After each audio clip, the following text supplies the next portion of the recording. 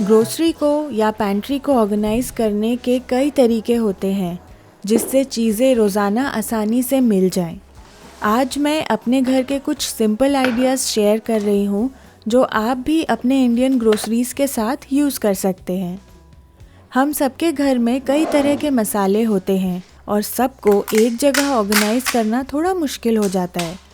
मैं मसाले ऑर्गेनाइज करने के लिए अलग अलग तरीके यूज़ करती हूँ। एक तरीका है कि एक बड़े ट्रांसपेरेंट बॉक्स पर स्कॉच टेप लगाकर उस पर लिखना कि बॉक्स के अंदर कौन कौन से मसाले हैं। टेप को आप इजीली रिमूव करके दोबारा से लेबल कर सकते हैं। जो भी आपके कंटेंट्स अंदर होंगे वो आप उस पर लिख सकते हैं। मैंने एक अलग से स्पाइस ड्रॉअर भी बना के रखा है जो रेगुलरली यूज़ होने वाले मसालों के जार्स से भरा हुआ है।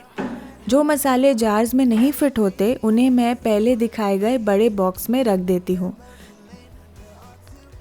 हम अक्सर कुछ चीज़ें बल्क में या ज़्यादा क्वांटिटी में ख़रीद लेते हैं, जैसे कि दाल, सूजी, बेसन, और कभी कभी ये देखना कि कौन सी चीज़ कहाँ पे है या कितनी बची है वो थोड़ा मुश्किल होता है।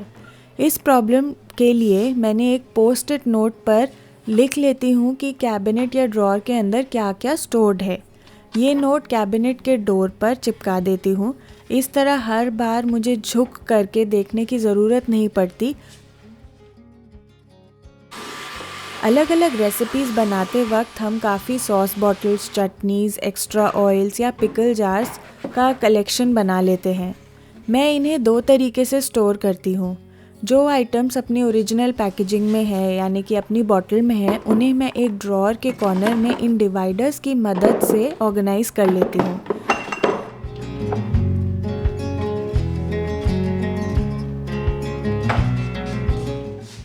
जो चीज़ें ज़्यादा फ्रीक्वेंटली यूज़ होती हैं जैसे कि घी जार्स, उन्हें मैं फ्रिज के ऊपर एक छोटे से लेज़ी सूजन पर रख देती हूँ। लेज़ी सूजन मतलब जो ट्रे जो हम घुमा सके। ये इतनी ऊंचाई पर होने के बाद भी मेरे को सब आसानी से दिख जाता है क्योंकि मैं इस ट्रे को घुमा के इजीली देख सकती हूँ।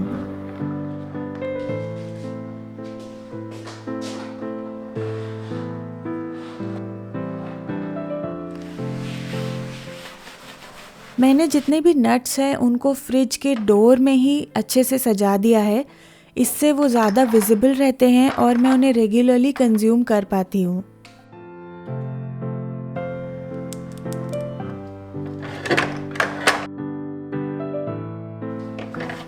अगर आप ग्लास जार्स को रीयूज़ करना चाहते हैं जो बाज़ार से आते हैं जिनमें जैम या पिकल्स होते हैं, तो उन्हें थोड़ा और अट्रैक्टिव बनाने के लिए आप लिड्स को अपग्रेड कर सकते हैं। एक पेपर नैपकिन या ब्राउन पेपर से लिड को कवर करके अंदर के एजेस में टक कर दें।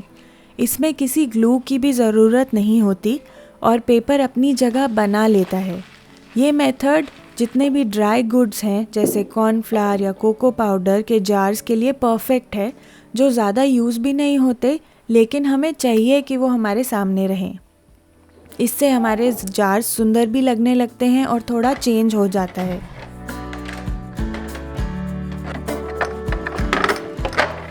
फ्रिज में लेफ़्ट ओवर आइटम्स को रखने के लिए आप एक ऐसी पुल आउट ट्रे का यूज़ कर सकते हैं और उसी में सब कुछ ऑर्गेनाइज करें। इससे चीज़ें आसानी से मिल जाती हैं और फाइंड करना इजी होता है। दाल्स या फिर पल्सेस हर इंडियन घर में बहुत कॉमनली यूज़ होती हैं। इन्हें हमेशा एक सिमिलर टाइप के कंटेनर्स में स्टोर करने से आप काफ़ी स्पेस की बचत कर सकते हैं। अगर आपके पास भी राउंड जार्स हैं मेरी तरह, तो उन्हें एक कॉर्नर में लेज़ी सूजन पर रखें जिससे वो इजीली मिल जाए और स्पेस भी सेव हो जाए।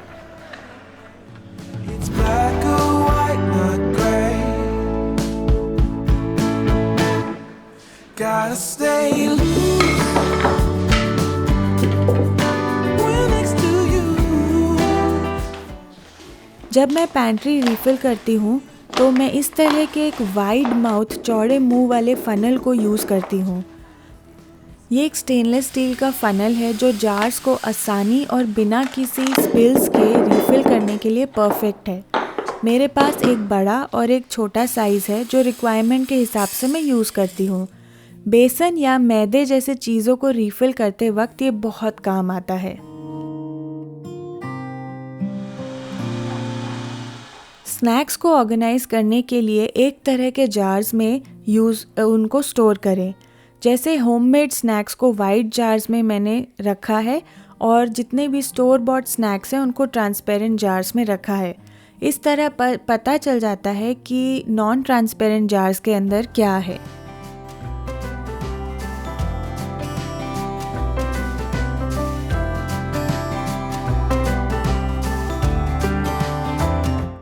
उम्मीद है ये टिप्स आपको हेल्पफुल लगी होंगी। अपने फेवरेट टिप को ज़रूर शेयर करें कमेंट सेक्शन में।